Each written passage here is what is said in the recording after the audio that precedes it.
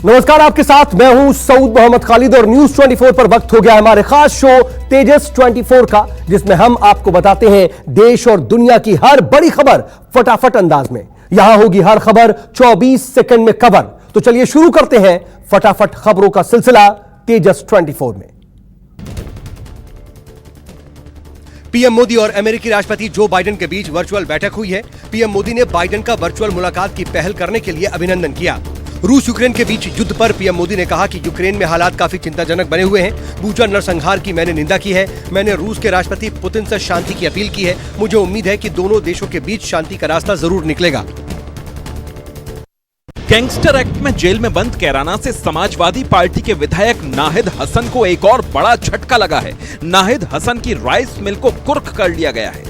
मंडी समिति का टैक्स जमा नहीं करने की वजह से ये कार्रवाई की गई है। नाहिद हसन पर मंडी समिति के 16 लाख रुपए बकाया थे। मंडी समिति का बकाया न चुकाने पर 2019 में नाहिद के खिलाफ आरसी जारी हुई थी। प्रशासन की टीम ने मिल पर पहुंचकर नोटिस चस्पा कर दिया, जिसके बाद राइस मिल की 6.25 बीघा जमीन को कुर्क कर लिया गया।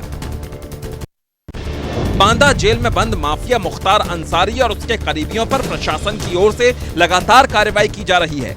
मऊ प्रशासन ने मुख्तार अंसारी के करीबी गणेश दत्त मिश्रा की 5 एकड़ भूमि पर अवैध प्लॉटिंग को बुलडोजर से ध्वस्त कर दिया, जिसकी कीमत 60 करोड़ रुपए बताई जा रही है। सिटी मजिस्ट्रेट और सीओ सिटी पूरे दल बल के साथ पूर्व विधायक मुख्तार अंसारी के करीबी गणेश मिश्रा की प्लॉटिंग साइट पर पहुंचे और 5 एकड़ जमीन पर की गई अवैध प्लॉटिंग के मुख्य द्वार और बाउंड्री को ध्वस्त कर दिया।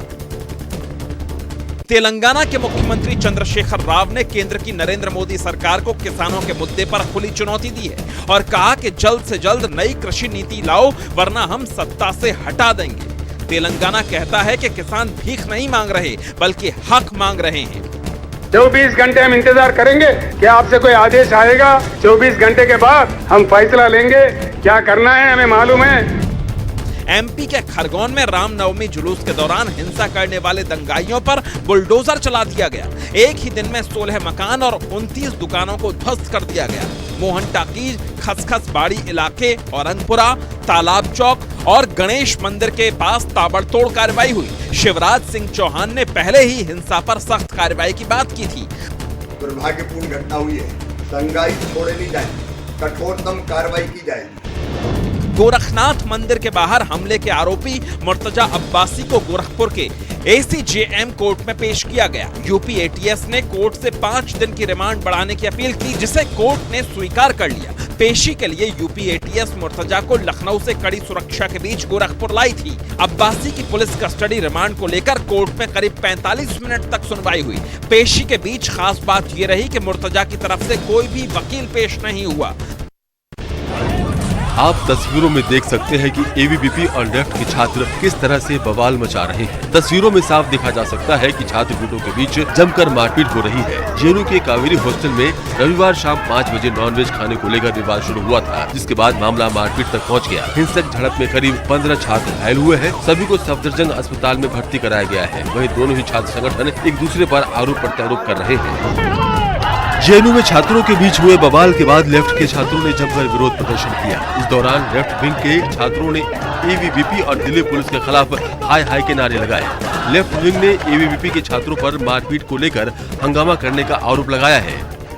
आयसा और JNSU ने ABVP कार्यकर्ताओं की गिरफ्तारी की मांग को लेकर जेएनयू परिसर से वसंत कुंज थाने तक पैदल मार्च निकाला। वहीं इस पूरी घटना पर जेएनयू के मेस वार्डन का एक वीडियो वायरल हुआ है। मैंने उनका इवेंट है ना, ये इसकी परमिशन नहीं ली जो कर रहे हैं, मैंने वो भी लगा दिया। मेरे को कोई परमिशन नहीं है। मैंने तो तुम लोगों का अभी मेन्यू है ना, मेन्यू में बारे में वार्डन का कोई इंटरेस्ट। मैंने तो तुम लोगों का अभी मेन्यू है ना, मेन्यू में बारे में वार्डन का कोई इंटरेस्ट।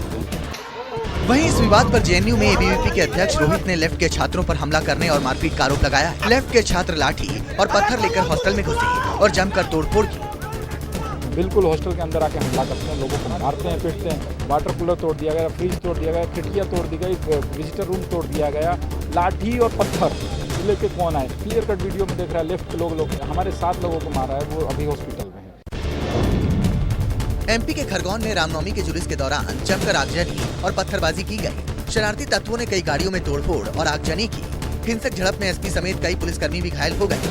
एसपी सिद्धार्थ चौधरी के पैर में गंभीर चोटें लगी है, उन्हें निजी अस्पताल में भर्ती कराया गया है। पुलिस ने हिंसा फैलाने वालों के ऊपर आंसू गैस के गोले भी दागे। खरगोन के कई इलाकों में धारा 144 के साथ कर्फ्यू लगा दिया गया है। घटना के मद्देनजर भारी पुलिस बल की भी तैनाती की गई है। एमपी के बड़वानी से भी रामनवमी जुलूस के दौरान हिंसा की घटना सामने आई है। रामनवमी जुलूस के दौरान भारी पथराव हुआ, जिसमें टीआई समेत कई लोग घायल हो गए। इस दौरान उपद्रवियों ने कई बाइक और स्कूटी को आग के हवाले कर दिया। इसके अलावा धार्मिक स्थलों पर भी जमकर तोड़फोड़ की गई। घटना की सूचना मिलते ही एडिशनल एसपी और एसडीएम मौके पर पहुंचे। इलाके में भारी संख्या में पुलिस बल की तैनाती की गई है। पुलिस का कहना है कि स्थिति फिलहाल कंट्रोल में है। यूपी में समाजवादी पार्टी ने एमएलसी चुनावों में धांधली का आरोप लगाया है। पार्टी ने इसकी आधिकारिक तौर पर इलेक्शन कमीशन को चिट्ठी लिखी है। समाजवादी पार्टी ने चुनाव के दौरान बीजेपी पर कई जगहों पर बूथ कैप्चरिंग करने का आरोप लगाया है। चुनाव आयोग को लिखे पत्र में समाजवादी पार्टी ने संत कबीर नगर के हैसर बाजार मतदान केंद्र, बस्ती के गौर ब्लॉक मतदान केंद्र और बस्ती के विक्रमजोत ब्लॉक मतदान केंद्र में गड़बड़ियों का जिक्र किया है। समाजवादी पार्टी ने चुनाव आयोग से इन मतदान केंद्रों पर फिर से मतदान कराए जाने की अपील की है। पंजाब के मुख्यमंत्री भगवंत मान सीएम बनने के बाद पहली बार गृह मंत्री अमित शाह से मिलने के लिए दिल्ली आ रहे हैं। दोनों नेताओं की मुलाकात मंगलवार यानी कल होगी। भगवंत मान और अमित शाह के बीच पंजाब की सुरक्षा के मुद्दे पर भी बात हो सकती है। इससे पहले मुख्यमंत्री मान जब पीएम नरेंद्र मोदी से मिले थे, तब उन्होंने पंजाब की खराब वित्तीय हालात का जिक्र करते हुए राज्य के लिए 2 साल तक 50,000 करोड़ के आर्थिक पैकेज की मांग की थी। समाजवादी पार्टी में सब कुछ ठीक नहीं चल रहा है। शिवपाल यादव के बाद अब आजम खान के भी नाराज होने की खबर है। दरअसल रामपुर में आजम खान के मीडिया प्रभारी फसाहत उर्फ शानू ने कहा कि मुख्यमंत्री योगी आदित्यनाथ ने जो कहा कि अखिलेश नहीं चाहते कि आजम खान जेल से बाहर आए, ये बात सही है। अखिलेश यादव ने आजम खान की बलि दे दी है, हमें बीजेपी का दुश्मन बना दिया है। चुनाव में जो 111 सीट आई वो हमारी वजह से आई, फिर भी अखिलेश हमारे नहीं हुए। यूपी में फिर से योगी सरकार बनने के बाद राज्य में एंटी रोमियो स्क्वाड को फिर से एक्टिव कर दिया गया है। अधिकतर जिलों में एंटी रोमियो स्क्वाड का असर दिखना भी शुरू हो गया है। गाजियाबाद शहर के प्रमुख इलाकों में एंटी रोमियो स्क्वाड टीम की तैनाती हो गई है। भीड़ भाड़ वाले बाजारों में टीम के सदस्य महिलाओं को जागरूक करते दिखे, जिससे मनचले किस्म के लोगों में आतंक है। योगी सरकार महिलाओं के खिलाफ अपराधों के खिलाफ जीरो टॉलरेंस अपना रही है। दिल्ली से सटे यूपी के नोएडा में पुलिस की एंटी रोमियो टीम एक्टिव हो गई है। इस स्क्वाड में नोएडा पुलिस के सीनियर अफसर भी हैं। पुलिस के अधिकारियों ने महिलाओं और लड़कियों को अपराध के बारे में जागरूक भी किया है। टीम ने महिलाओं को पुलिस से कैसे संपर्क किया जाए, ये भी जानकारी दी। पुलिस का दावा है कि कोई भी ऐसा व्यक्ति, खासतौर से पुरुष, जो अनावश्यक तौर पर भीड़ भाड़ वाली जगह, खासतौर से ऐसी जगह जहां पर महिलाओं, छात्राओं का आना जाना ज्यादा रहता है, पाया जाता है, तो उसके खिलाफ पुलिस कार्रवाई की जाएगी। यूपी के रामपुर में ओवरटेक करने के चक्कर में 3 ट्रक आपस में भिड़ गए। हादसे में 2 ट्रकों में भीषण आग लग गई। आग बुझाने के लिए आनन फानन में फायर ब्रिगेड की टीम पहुंच गई। आग लगने से एक शख्स के झुलसने की खबर है। टक्कर के बाद तेज आवाज हुई, जिससे आसपास के ग्रामीण भागकर मौके पर पहुंचे और हेल्पर को बाहर निकाला। इसी दौरान 2 ट्रकों में आग लग गई। बताया जा रहा है कि रास्ता संकरा और ड्राइवरों की लापरवाही से एक साथ 3 ट्रकों की टक्कर हो गई। पीएमएल नवाज के नेता शहबाज शरीफ ने पाकिस्तान के नए प्रधानमंत्री पद की शपथ ले ली है। पाकिस्तान के 23वें प्रधानमंत्री बने हैं शहबाज शरीफ। नेशनल असेंबली में शहबाज शरीफ को 174 सांसदों का समर्थन मिला है। वहीं पीएम मोदी ने शहबाज शरीफ के पीएम बनने पर उन्हें बधाई दी है। साथ ही पीएम मोदी ने कहा है कि भारत शांति और स्थिरता चाहता है। विकास की चुनौतियों पर ध्यान देना होगा। अपने लोगों की भलाई, समृद्धि सुनिश्चित होनी चाहिए।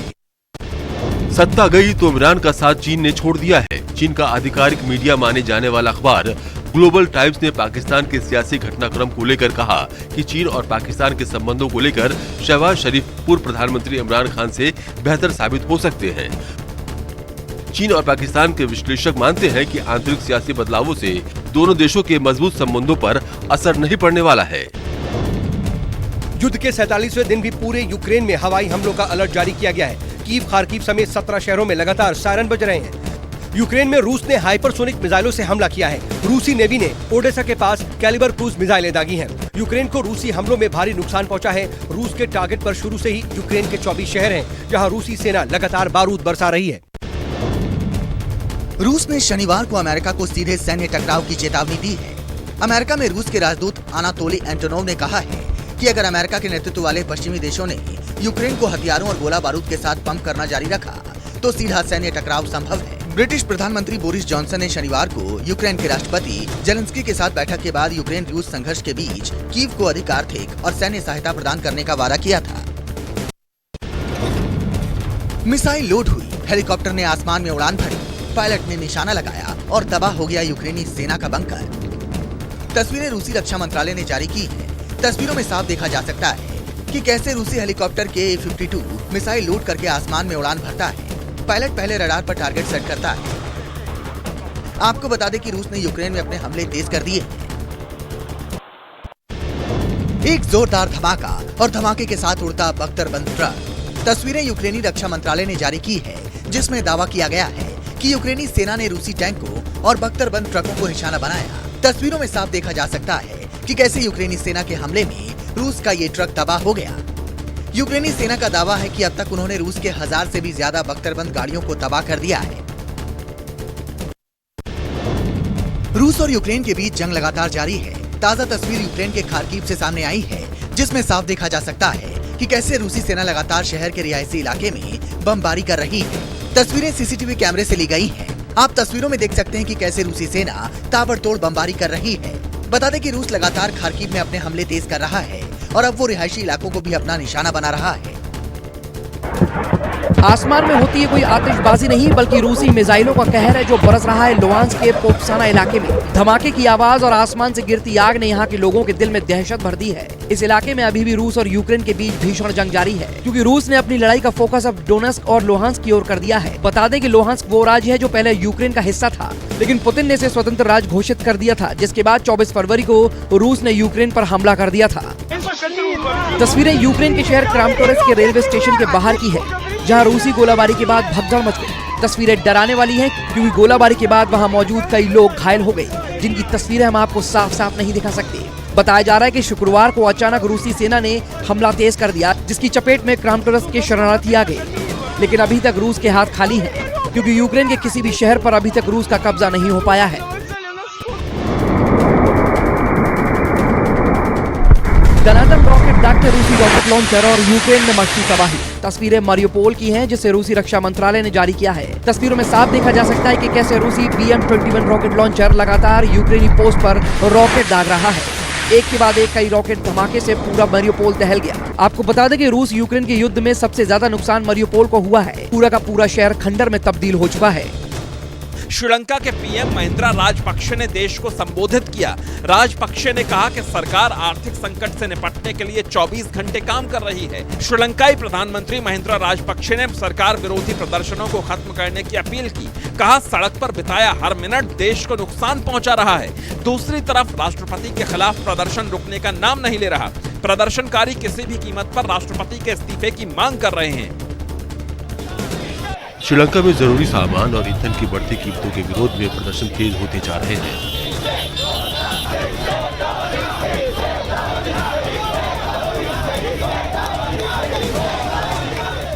श्रीलंका में फूड आइटम्स और फ्यूल की भारी कमी है। इसके साथ ही लंबे समय तक बिजली की कटौती हो रही है।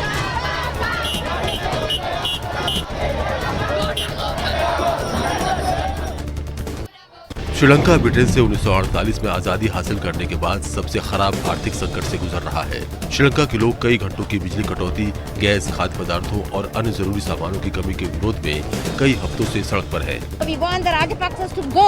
We don't want them to rule our nation like this. We are angry, we are hurt, and we just want them to leave us. And we want a new cabinet to do what is right for the generations to come. Sri Lanka में प्रदर्शनकारी लगातार दूसरे दिन राष्ट्रपति आवास के main gate पर बैठे रहे। आजादी के बाद से सबसे बुरे आर्थिक दौर का सामना कर रहे प्रदर्शनकारी गोटबाया राजपक्षे का इस्तीफा मांग रहे हैं। श्रीलंका में बारिश हो रही है, लेकिन प्रदर्शनकारी हटने को तैयार नहीं है।